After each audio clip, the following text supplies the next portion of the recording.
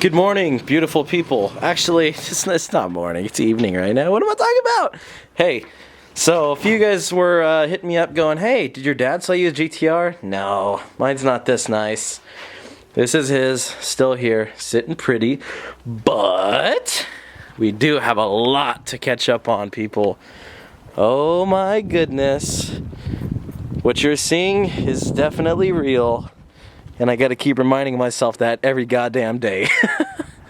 But without further ado, got my Starbucks. Let's find a nice location where we can park this with the beautiful sunset, and I can give you guys a little walkthrough, walk around, and pretty much just an update on what's been going on and what's up with the car, because we've got a lot to catch up on. It's been like 2 months, but we're back and we're in full speed. Favorite part about this car is the simple, and I love it. I love it. Like, the interior just, it's so good. Oh, it's the Subaru's big brother. Let's go ahead and get this open so we can put our drink away. No one, don't want to leave this. Run that over. Oh, shit. There it is. There it is. All right, shall we do a cold start? I think we shall. I think we shall. I could be wrong, but I think we shall.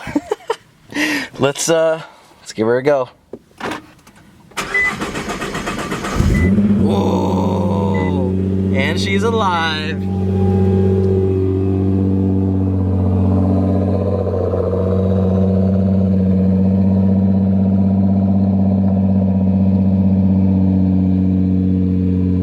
Oh, it smells so good.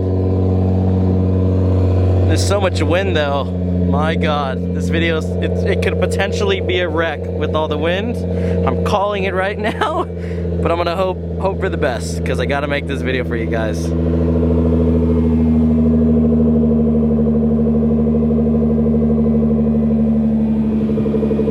All right, let's find somewhere to go. Ooh, Kia gang!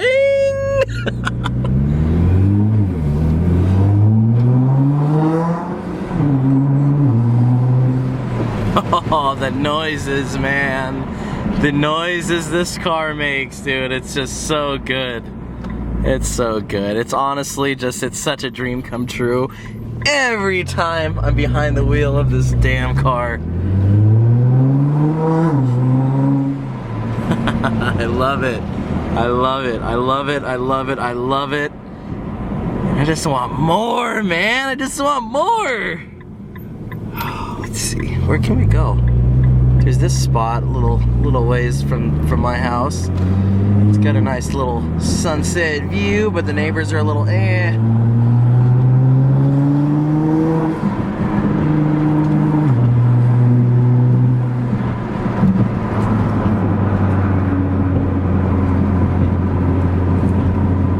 Hopefully the neighbors don't get all pissed right now.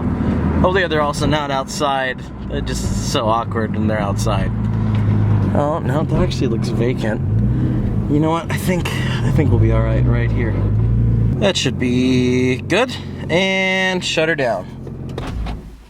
All right. So clearly we have a lot to talk about, and I owe you guys an explanation of how I've just disappeared for 2 months, came back with the GTR, and yeah. It's a long time coming, and I feel like now is going to be the best time. I mean, I got the car, I've got the drive, I've got the camera equipment, I've got the friends. Like, it's, if there's any better time to take YouTube full time and just full send, let's grow, it's now. It's now. And I feel like with this car, we're going to be able to take this channel to the next level and ultimately just kill it, man. Not the car, but the game. But the game, the YouTube world. Look at it. It's just so pretty. It's just so good. So good. I always tell everybody when I look at this car that it's literally the Subaru's big brother, and it's because it is. A lot of GTR fanboys will kill me for that, but there's so many similarities. The way they drive, the way they feel, the way they look, the little accents everywhere. It's the Subaru's big brother, hands down. And for all my LS people, what happened to the Corvette?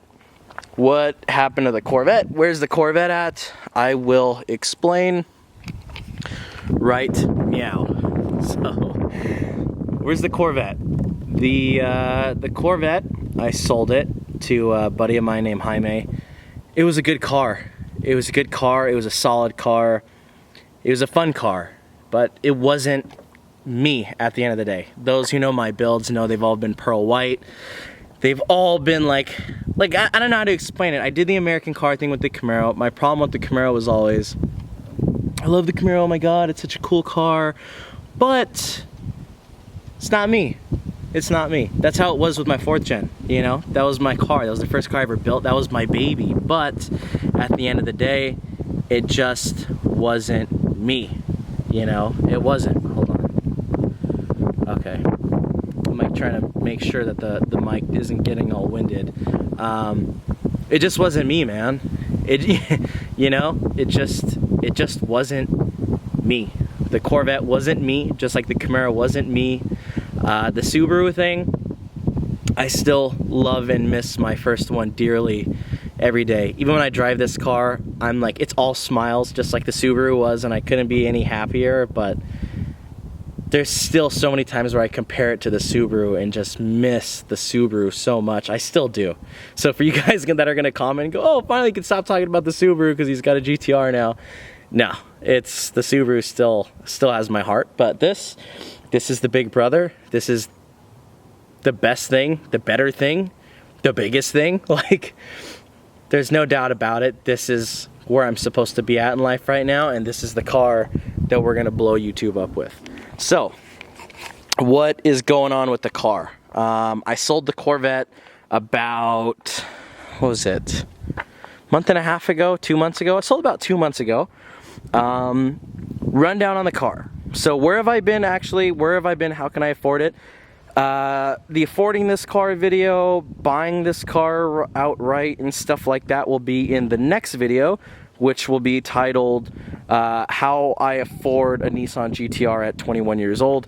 So we're not going to talk about affording and the purchase and all that of this car in this video, but simply where I've been and what's done to this car in a full walk around and detailed video. So, where have I been? I've been working. I recently, you know, as you guys know, I have my AC media company where I do, you know, shoots and social media marketing for businesses and for people's personal property like cars and such, as well as I work at my parents' performance shop 3 days out of the week. So I was already working 24 hours of the day, but what I did recently was I started working one less day at the shop with my dad, and I started working full-time basically with my sister at her insurance brokerage. So, hey, and you guys need insurance, holler at your boy. But yeah, I'm in the insurance game now as far as insurance, car building, and my media company. I literally have 3 careers, 3 professions, and it's just non-stop work. I work a lot, man. I work a lot now, but I've developed a system. You know, I've managed to get basically 2 days off where I'll have 2 days to shoot a week, and I'll be able to do nights at any night. So realistically, I can bang out about 2-3 videos guaranteed per week, which is enough, I believe, to grow this channel. And I think you guys would be happy enough with 2-3 videos a week. I mean, it's a lot. I honestly think we're gonna run out of things to film pretty quick, but I've got a few friends that have some pretty cool builds going on, and we're always hanging out. So I definitely want to bring you guys along and just bring you along with my life, man. I want to introduce you guys to all my friends, and that way you can see their cars, their builds, and slowly you'll see as the videos come on, I'm just going to be introducing you to everybody, because that way there won't be sort of like random videos where you're just like going out to PCH tonight and there's just a bunch of random people you guys don't know and you're not familiar with their cars.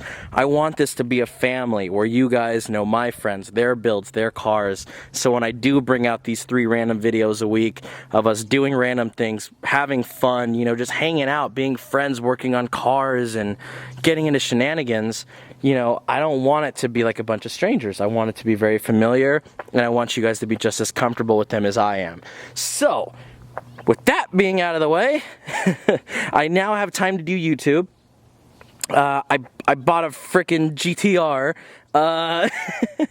Like I said, I know you guys are gonna comment this in the comment section already and go, how do you afford it? What do you do? What do you do? I kind of just told you guys what I do, but I will break everything down in very, very deep detail in the next video I post, which is gonna be how I afford a GTR at 21 years old.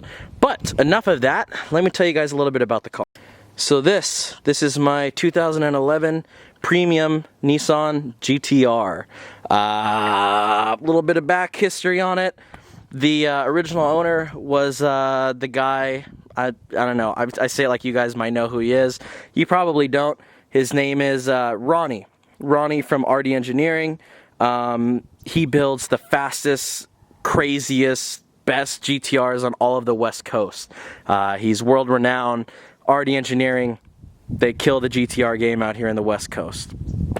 As far as RD Engineering goes, this was his car. He bought this GTR, and he put a little sauce in it. Put a little sauce. Just made it that much better. He didn't do anything too crazy with it, but he made this car into a damn monster, and I will explain why. So, before we get into mods and all that, I mean, it's just so pretty, man. Like, just me looking at it right now, I'm just like, oh, it's so good. There's so much about it, you guys, and I'm sure you guys can even tell by looking at it. It reminds me so much of the Subaru, and it fills that emptiness that I've had in my heart ever since the Subaru left my life, and I was chasing it in the other Subaru and the Corvette, and I promise this car's here to stay and build. There is no, you know, we're getting back on track here like the Subaru. This is the game changer, and it's time to take YouTube by storm. So, mods. I'm sorry, there's so much wind. There's just so much wind up here. It's killing me. It's killing me. I know when I edit this video, I'm going to be beating myself over the head, but hopefully, let's hope for the best. So, anyhow, mod list. I guess we'll start with exterior. The car is on H&R lowering springs, so it's lowered a little bit. It doesn't, I mean, it's still got, you know, some wheel gap, but it's acceptable. Michelin Pilot Super Sports all the way around, 335s in the back. I actually don't know how wide these fronts are. How wide are these? Can I see 285s? 285s in the front, 335s in the back. Really aggressive offset. These wheels, they look like trash right now because it's got this weird coating. They're not dirty. That's just this weird flat, grainy coating on them. It's really funky to me. But the wheels are baller. I mean, they're so expensive. So these wheels are actually made by a company called Klassen. Klassen Forged. These are their ID 57 DRs, I believe. Big money wheels. Big money. I mean, my dad, the wheels on his GTR are really expensive, but these are right up there with it. These wheels, they look super sick. They're really aggressive. They're also really expensive. So the rims on this car themselves were like $7,000. Not shipped, not anything. That's just ordering 4 rims. That's not even shipping. And then the tires, he said, were like another $2,500. So we're rolling on some beef right now. I did want to trade them for like some Advans, you know, get it back to the whole Japanese sort of period, not period correct, but more like era correct, heritage correct, I don't know, you know, deal, because these are like Euro wheels. This isn't like a Jap wheel company. You see a lot of people put these wheels on like Beamers and Ferraris, Lambos, Audis. This is like an expensive European wheel designer. But yeah, they look incredible and they work great. They're lightweight, they're forged. So yeah, that explains why they're super expensive. So in the meantime, I'm thinking about either, and comment it down below, tell me what I should do. I'm thinking about either powder coating them a candy red, sort of gloss candy red, I think would look super sick, or even just a gloss black. Keep it simple, keep it classy, keep it nice and shiny, and have it look amazing. So, candy red, gloss black, or just trade them, get like Advans, you know, a cheaper wheel that's, you know, more correct towards the car. But yeah, I don't know, I like these wheels. I don't really want to get rid of them. As for exterior, that is it. That's literally it. Now interior, there's nothing going on in the interior as well. Or actually, I'm sorry, back to exterior. The car has like no miles on it. You'll notice in some cases, you can see the color difference in the hood. This is more white, this is more yellow. That's just the simple difference of the paint fading over time. You don't really notice it unless you put it in direct light like this between the color match, but I actually like this because this just shows that it is OEM. All OEM painted GTRs, Subarus, you know, these Japanese companies, they all have this color match difference just on how the paint fades on the plastic versus like the metal and stuff. But like I said, you don't even notice it. And now that I pointed out, you guys are always gonna look at it like I do, but hey, it's original and there's no rock chips on the entire front end. So that's all that matters. But yeah, no rock chips on the entire car. The car itself has 39,000 miles on it. I bought it with like 38.5. So I've only, no, I'm sorry, I bought it with like 30, yeah, I bought it with about 38, like 100 miles. So I put a decent amount of miles on it in the month that I've owned it. But yeah, this is her, guys. He bought the car original, he sauced it up, he did the wheels, he did all the bolt-ons, which I'll explain in a minute. But that's it for exterior. So as far as the car history goes, his car, he bought it, he literally babied this thing throughout the years, barely drove it, you know, considering it's a 2011 with 30,000 miles. It's never been in an accident, never been repainted, nothing like that. As you saw, the freaking bumper, it's perfect condition still. No rock chips, nothing like that. No touch-up paint anywhere. The rims are perfect.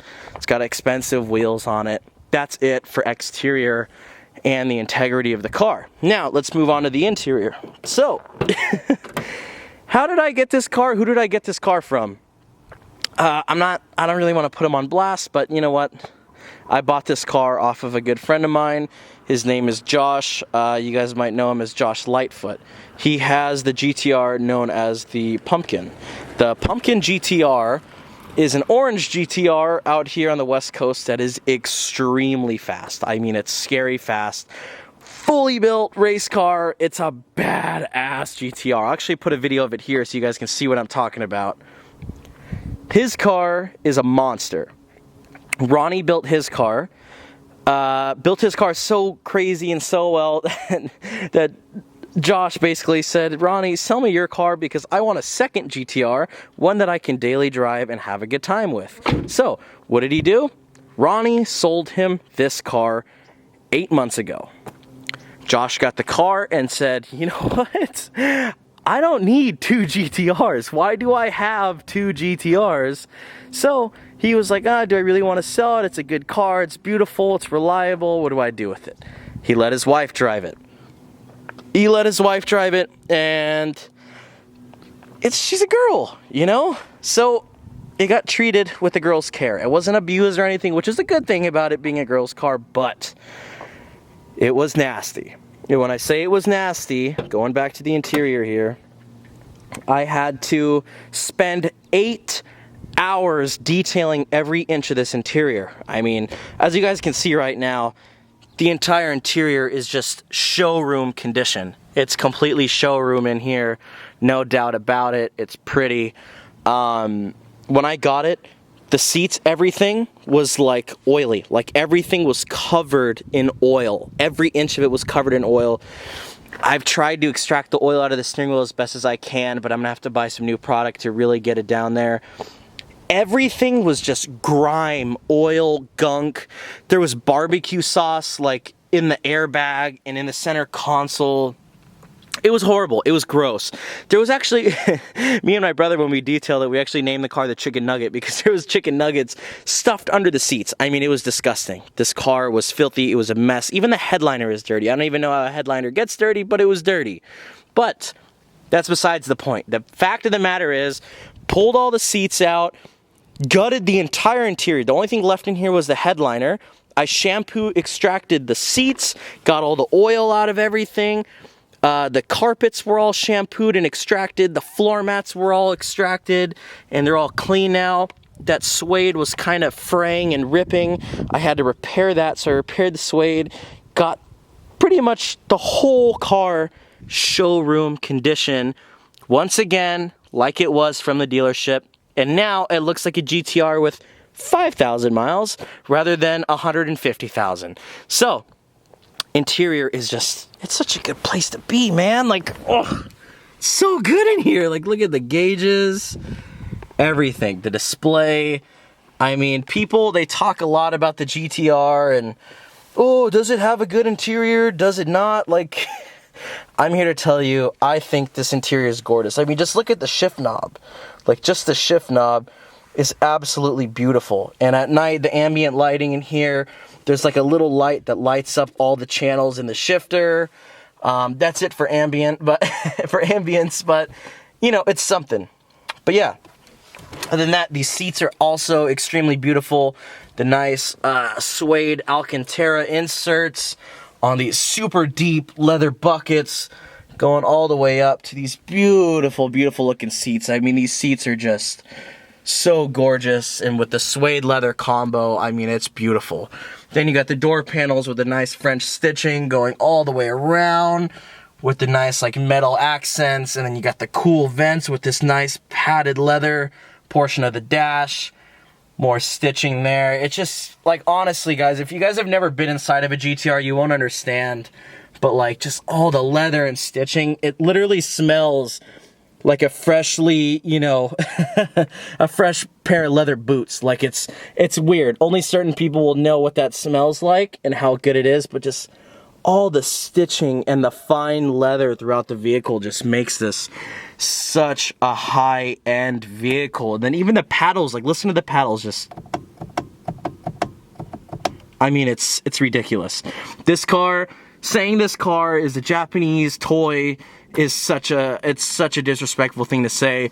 I honestly, sure, I like Japanese cars, but if you were to tell me, I'd categorize this as the Japanese Ferrari. This is literally playing with the big boys. I mean, just everything about this car is so well refined and built. It's just, everything is just high end, between the leathers, the plastics, the seats, just everything, man. I mean, look at, you got the Bose audio, which also sounds absolutely fantastic in this car. I mean, it's ridiculous.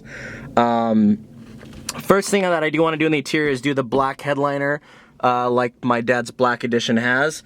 But like, little things though, like look at the rear deck, the speakers on the rear deck, just everything is just so well done and well built on this damn car, and I couldn't be happier with owning something like this. I mean, it's like I have an exotic, and you know, it is classified as a supercar, so being a 21-year-old supercar owner that's made it this far on his own is a pretty cool experience, and I only could wish for all of you guys to experience this one day. And may God be with you and bless you, and you find your path onto having stuff like this someday. And if not, and if things are just really tough, watch my YouTube channel, and hopefully you can live through me enjoying all these things. You know, this is why I like to show everything in little details, because I know what it's like to just be that guy watching YouTube, looking at the videos, and just, you know, I've been there, and I'm still there, you know?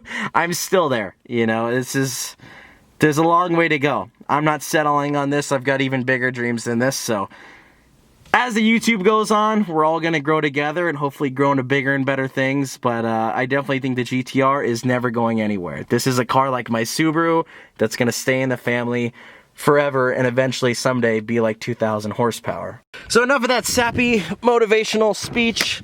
Let's go under the hood and show you guys what matters. So, what is done to my GTR? Let's see. Oh, there it is. Oh no, we need to put it the little thingy. Oh, there it is. So, what is done to my GTR? As you can see here, intercooler piping obviously isn't done, but what is done? So, how do I start this off? How do I say this?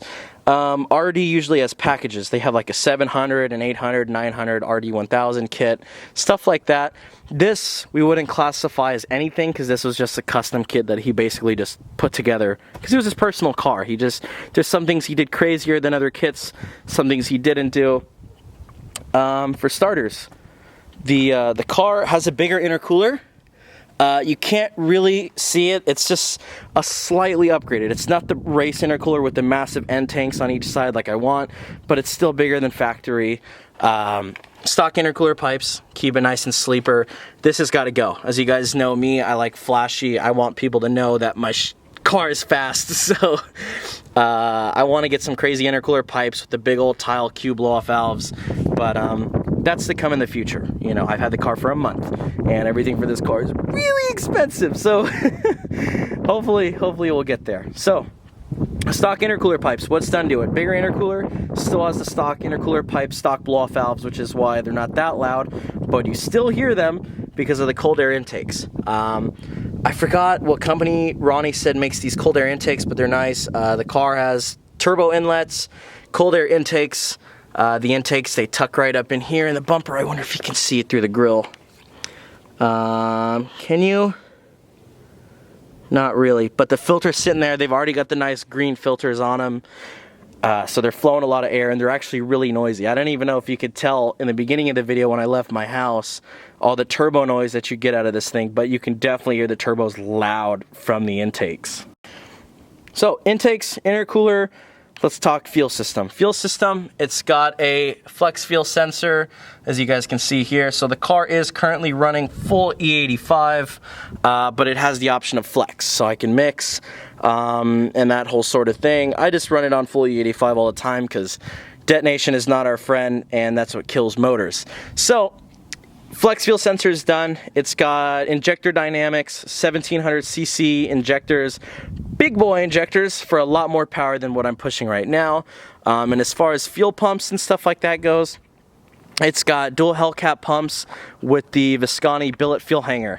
So it's already got the Visconti like I had on the Subaru with the Hellcat pumps and crazy injectors. So the fuel system itself is good for a lot more power than what we're pushing right now. It's got the intakes, it's got the intercooler, just missing intercooler piping. Now let's talk exhaust. I forgot who makes them, but it has catless downpipes.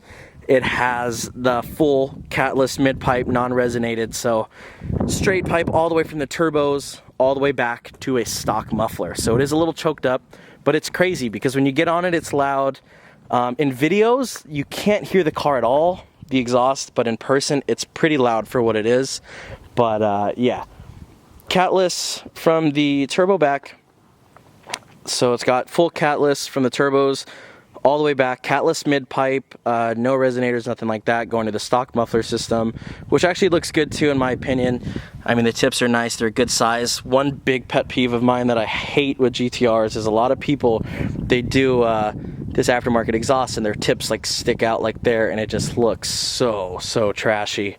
So with this setup, they're nice and tucked in still, which I'm pretty much really happy with, so I'm not really going to fiddle with that. But yeah, that's it for exhaust. So turbos all the way back, full catless system, really nice. Intercooler, fuel system, intake, it's full bolt-ons, E85. So as far as power goes, what did it make? If you want, private message me on Instagram. I'll give you the full dyno numbers, but I'll just tell you guys right here.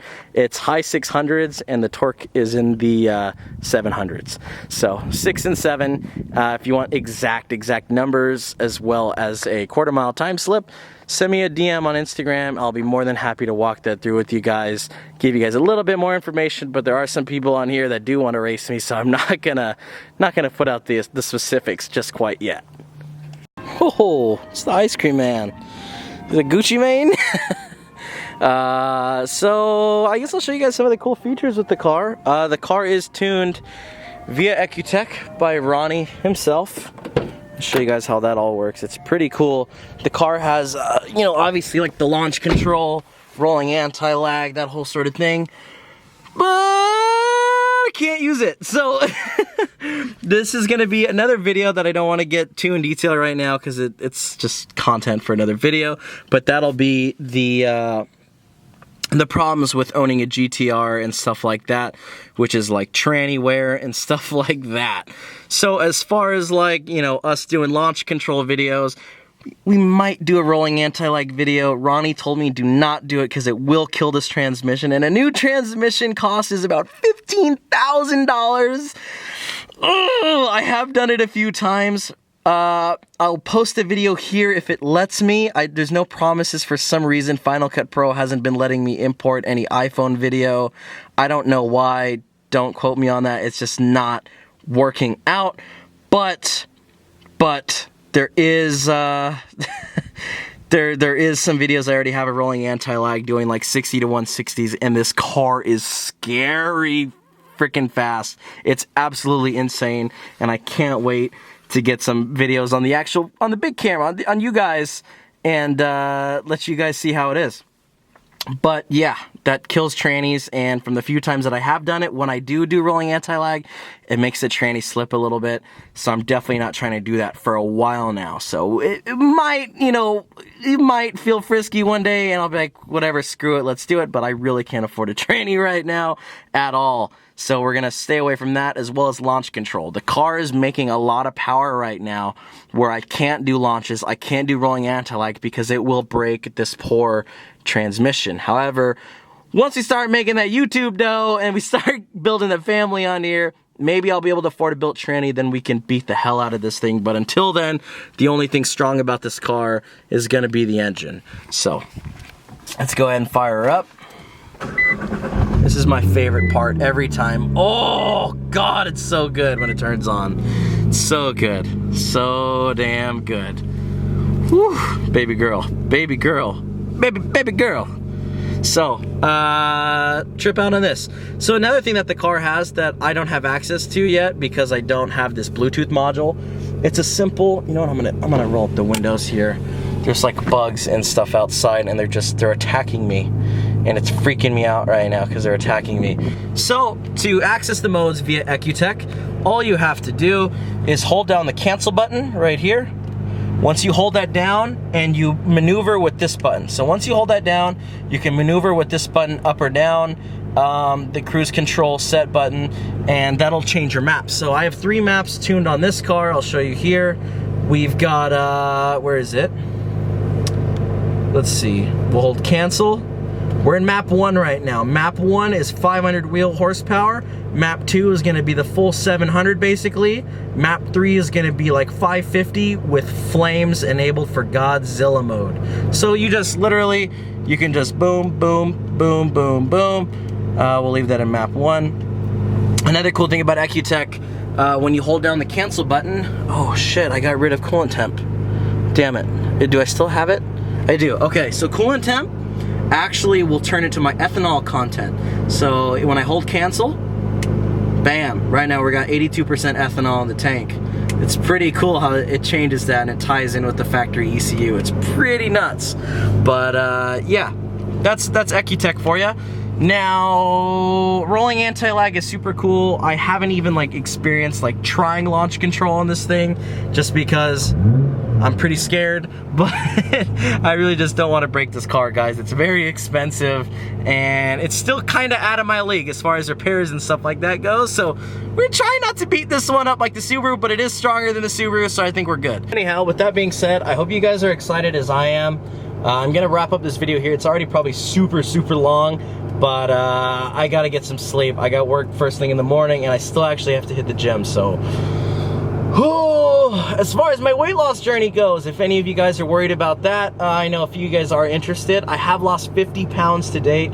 I've lost about 52 pounds, and I've actually gotten, I've transferred about 23% of body fat that I had to muscle mass. So your boy's getting swole and a little bit skinnier, just a little bit skinnier and a lot stronger.